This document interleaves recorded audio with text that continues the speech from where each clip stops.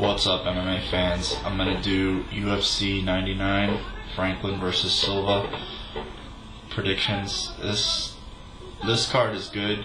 Gonna get to see 6 fights, which is definitely rare. Well, not rare in the sense you usually get to see 1 or 2 undercards, but guaranteed 6 fights is pretty good.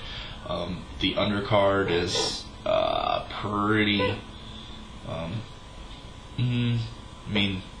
It's not a lot. Terry Etim is probably the only guy I'd want to see fight on this undercard. Paul Kelly fight. He's a tough fighter.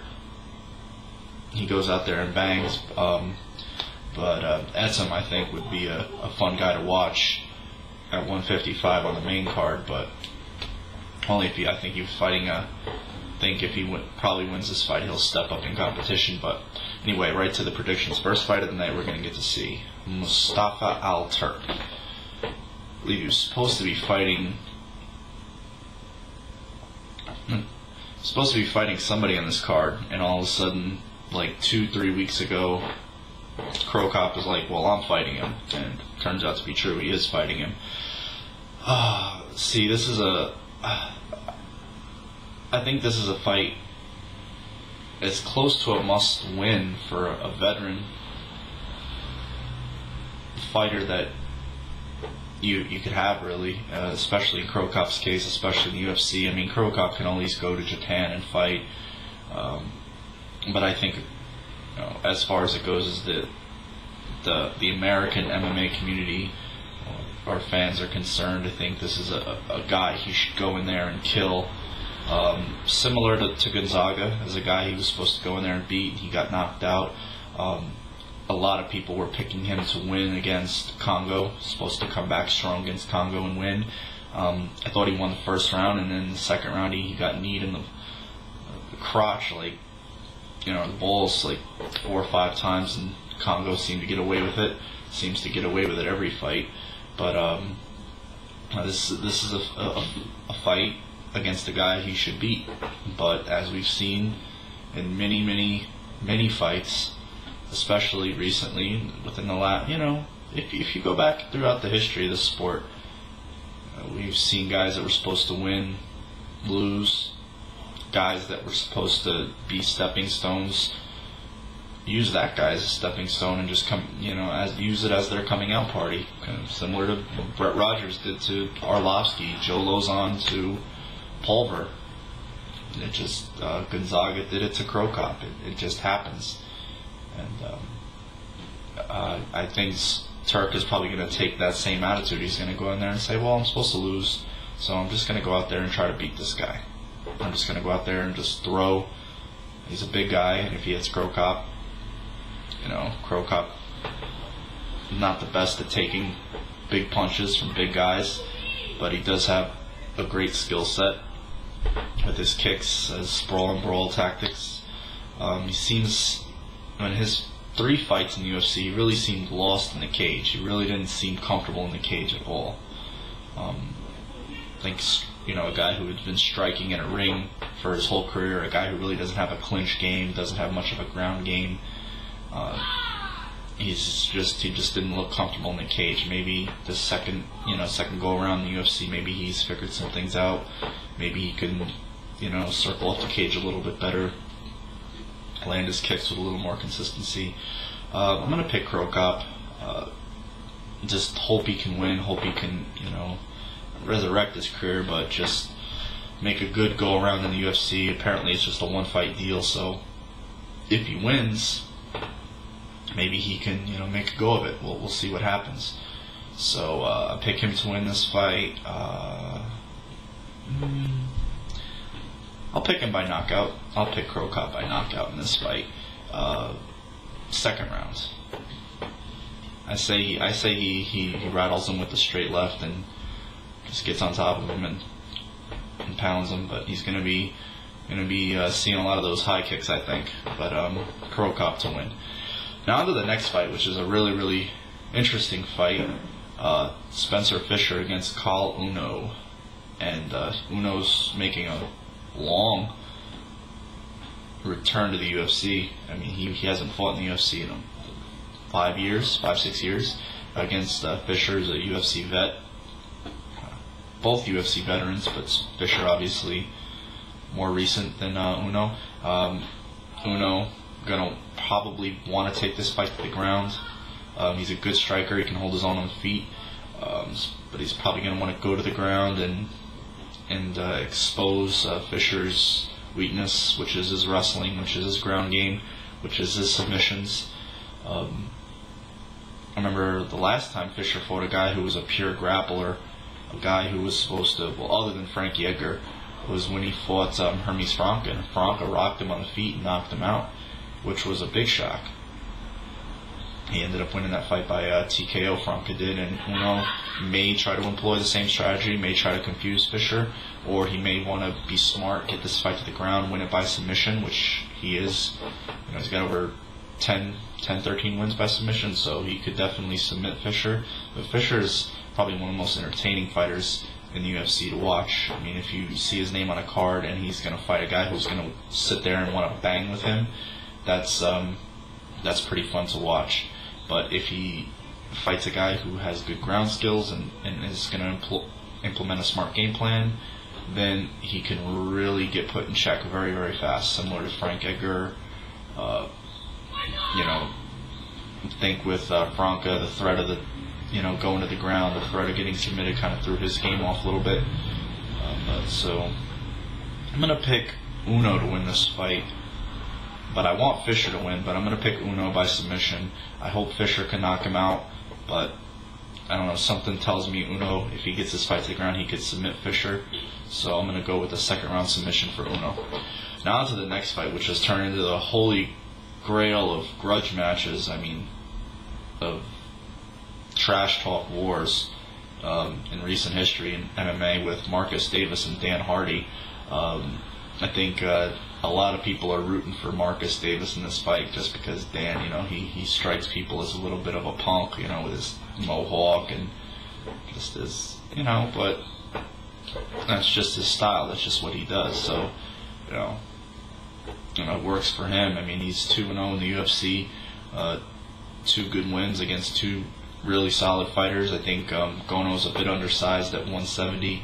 I think he's a guy that could make 155 if he wanted to, but he's always fought big guys, and Japanese don't like cutting weight.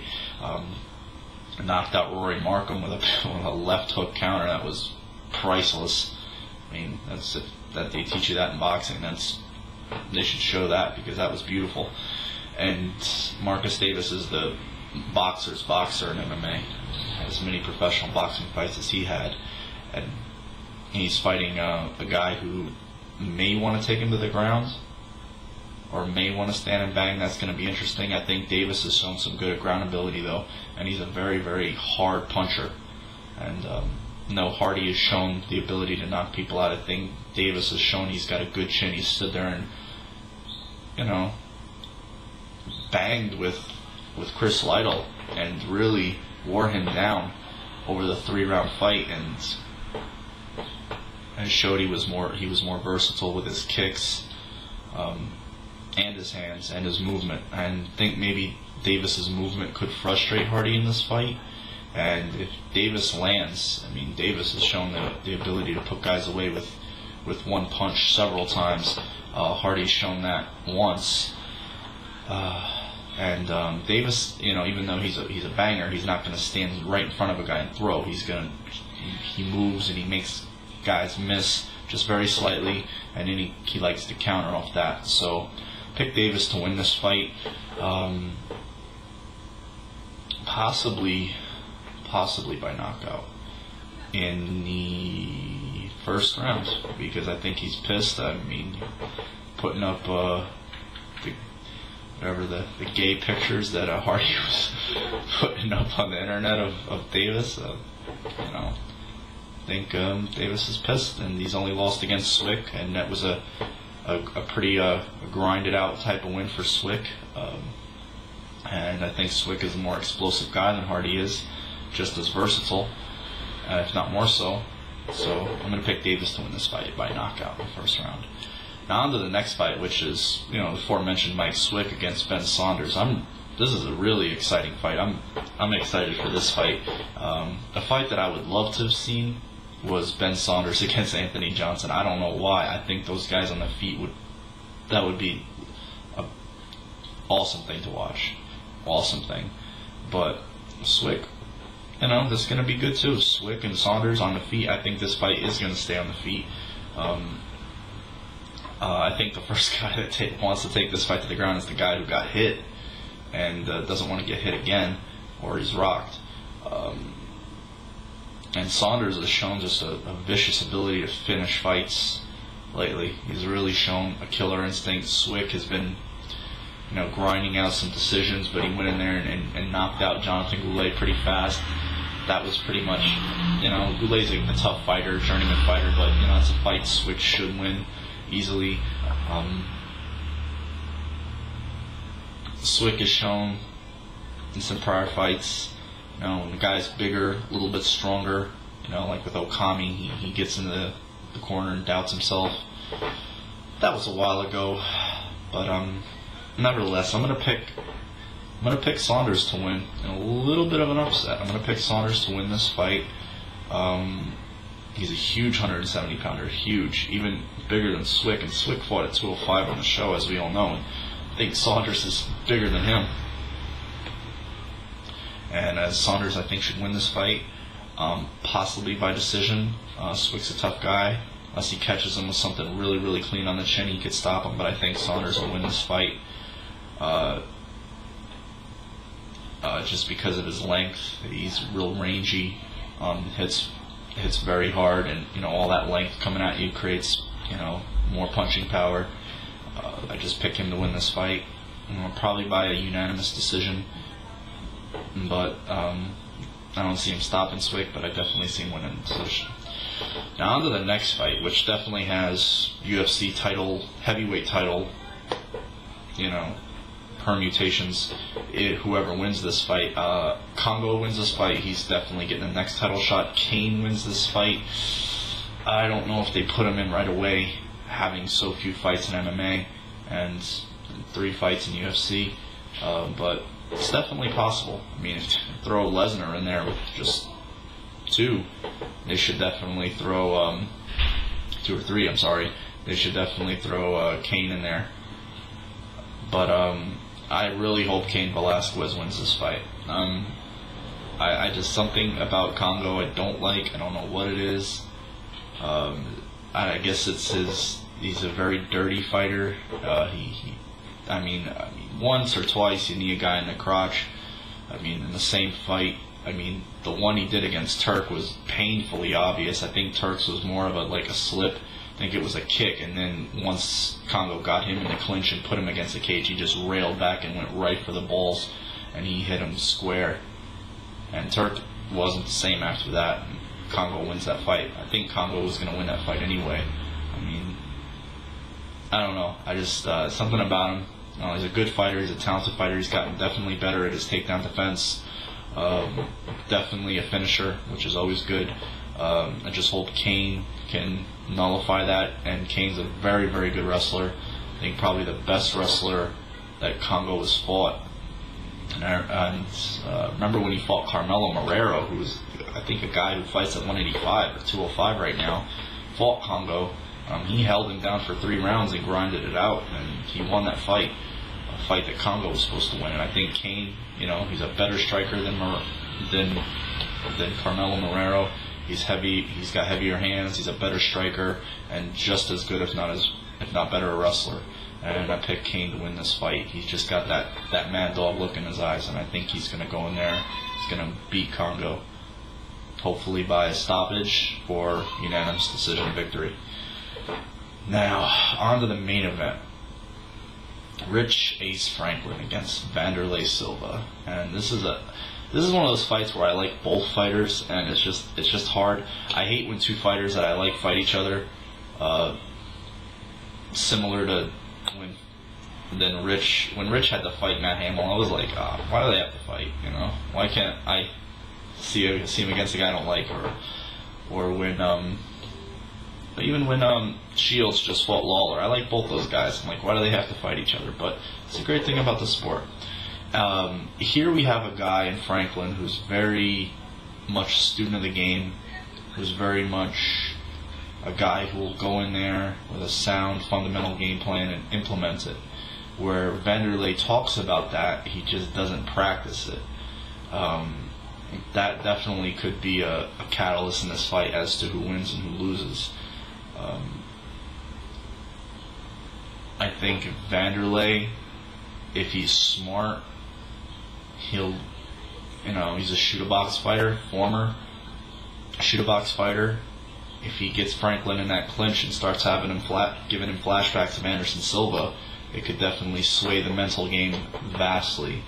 I think Silva's the bigger, thicker guy in this fight. I think he's the harder puncher. Rich is the more technical puncher, and I think you're going to see him implement the game plan he used against Henderson, where the threat of the takedown isn't there. He's just going to try to pick Silva apart from the outside, circle away, and just use his kicks, his body kicks, his leg kicks, and his straight lefts.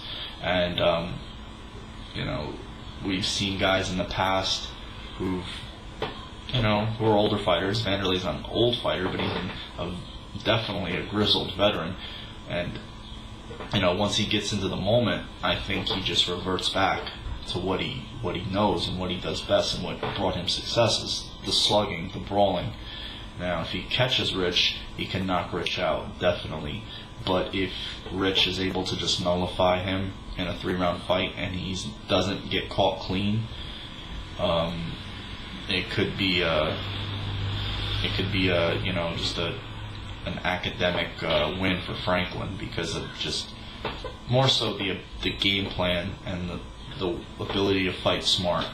Not taking anything away from Vanderlei, because I'm a huge fan of his. He's just never, he just seems to get in there and he's, let's bang. That's fun to watch, but it hasn't brought him a lot of success as of late. And I just think that Rich will probably win this fight by decision, just staying away, hitting Vanderlei, and then just circling away, using his movement, using his leg kicks, using his body kicks. I don't see the fight going to the ground too much, if at all, and Franklin wins this fight by a unanimous decision. Hope you guys enjoyed this segment. Hope you guys enjoyed the prior videos. And this is the I don't know if this is the second time the UFC has done this kind of a catch weight, and I think with Strikeforce, and the very interesting thing about them is they were very open about having Affliction there and promoting their show trilogy, and possibly some matches with some dream fighters, and it would be interesting to see what Strikeforce, Affliction, and Dream could do together. I think the one place that Affliction could improve, not so much improve, it just for the American viewer especially, because we just, we see the cage, we know what it is. When we see MMA in a ring, I think Americans, who haven't seen Pride or were fans of Pride, they tend to get a bit confused. So I think if Affliction was to stage their fights in a cage, it would definitely help them a lot more. And obviously co-promoting fights with their fighters. I mean, get matches like Masasi and Kung. That would be awesome. Alistar against whoever, against Rogers.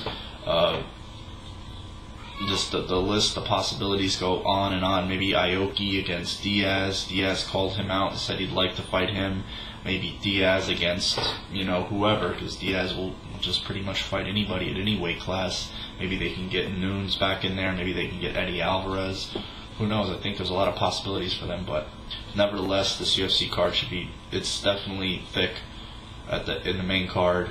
The preliminary card, but Etim is the one guy that stands out to me here, who's definitely got a future and definitely could pose problems for people. I hope you guys, again, enjoyed it, and thanks for the comments and the views, and have a good week.